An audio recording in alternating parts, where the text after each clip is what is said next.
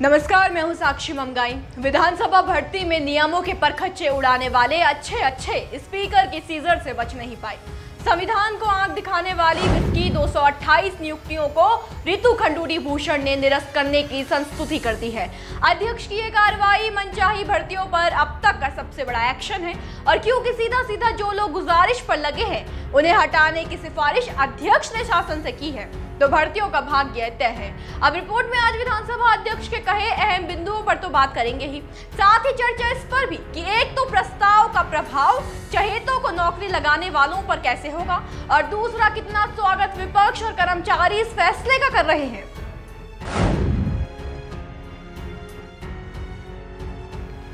जानकारी के लिए बता दें कि उत्तराखंड विधानसभा में बैकडोर से सगे संबंधियों को लगवाने के मामले में रितु खंडूड़ी भूषण ने संज्ञान लिया था।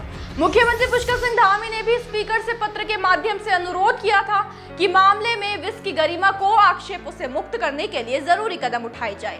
इसके बाद विधानसभा अध्यक्ष रितु खंडूड़ी ने आरोपों में घिरी सभी भर्तियों की जांच के लिए 3 सदस्यों वाली एक कमेटी का गठन किया। ये तो जांच पूरी करने के लिए 1 महीने का समय समिति को दिया गया था, लेकिन 20 दिन में ही सारी पत्रावली खंगालने के बाद कल गुरुवार देर रात कमेटी ने जांच रिपोर्ट स्पीकर को सौंप दी है और इसी जांच रिपोर्ट के आधार पर शुक्रवार को विस अध्यक्ष ने अपना पक्ष स्पष्ट किया। रितु खंडूड़ी भूषण ने शुक्रवार को प्रेस कॉन्फ्रेंस के माध्यम से ये साफ किया कि जांच कमेटी की रिपोर्ट में वाकई भर्तियों में अनियमितता पाई गई है। बिना विज्ञप्ति, बिना रोजगार कार्यालय से कोई आवेदन मंगाए विधानसभा में लोगों को नौकरियां दी गई। ये संविधान के अनुच्छेद 14 और अनुच्छेद 16 का उल्लंघन है। अब क्योंकि जांच रिपोर्ट में कहा गया है कि जो तदर्थ नियुक्तियां हुई थी उसमें नियम, कानून और भर्ती प्रक्रिया को फॉलो नहीं किया गया, इसी के चलते अध्यक्ष ने 228 भर्तियों को निरस्त किए जाने के लिए शासन को प्रस्ताव भेज दिया है। देवभूमि इनसाइडर की कल की रिपोर्ट में आपको बताया था कि राज्य गठन से लेकर 2021 तक की 480 भर्तियां जांच की जद में थी। इनमें से कौन सी भर्तियों पर गाज गिरी है उसे समझिए।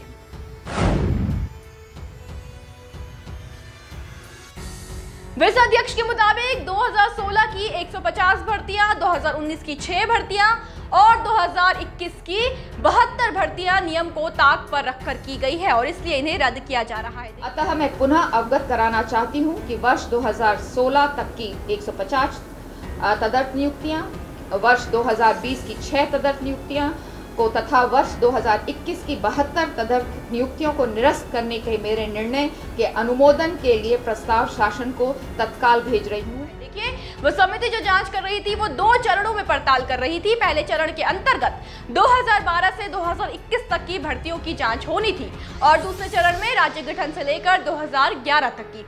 अब क्योंकि 2011 से पूर्व भर्ती हुए कर्मचारी नियमित हो चुके हैं, इसलिए इन नियुक्तियों पर विधानसभा अध्यक्ष विधिक राय लेगी। ठीक, यहाँ पर एक बात ये भी गौर कीजिए कि 2016 तक की 150, 2019 की 6 और 2021 की 72 भर्तियों को छोड़कर उपनल के माध्यम से हुई 22 भर्तियों को भी रद्द किया गया है। कुल मिलाकर 250 नियुक्तियों को लेकर कार्यवाही की गई है। एक बात और, पूरे मामले में क्योंकि विधानसभा सचिव की भूमिका संदिग्ध है, इसलिए रितु खंडूड़ी भूषण ने उन्हें भी निलंबित करने का प्रस्ताव शासन को भेजा है।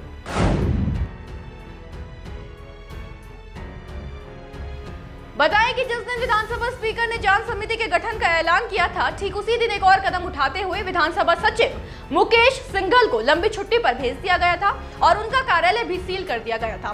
सचिव पर और सख्ती बरतते हुए अब स्पीकर ने मुकेश सिंघल के निलंबन की बात कह दी है, उन्हें निलंबित कर दिया गया है।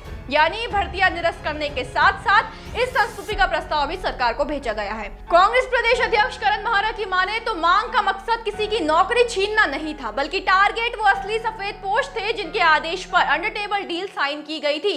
महारा इस फैसले को अधूरा न्याय मान रहे हैं। कर्मचारी भी फैसले से खुश नहीं है, रोष व्यक्त कर रहे हैं। हालांकि सवाल यहाँ ये है कि जैसा महारा ने कहा, उनका क्या, जिनकी मदद से मनचाही भर्तियां हुई थी।